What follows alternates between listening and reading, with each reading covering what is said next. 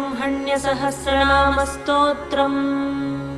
ऋषय ऊचुः सर्वशास्त्रार्थतत्त्वज्ञ सर्वलोकोपकारक वयं चातिथयः प्राप्ता आतिथेयोऽसि सुव्रत ज्ञानदानेन संसारसागरात्तारयस्व नः कलौ कलुषचित्ताये नराः पापरताः सदा केन स्तोत्रेण मुच्यन्ते सर्वपातकबन्धनैः इष्टसिद्धिकरम् पुण्यम् दुःखदारिद्र्यनाशनम् सर्वरोगहरं स्तोत्रम् सूतनो वक्तुमर्हसि।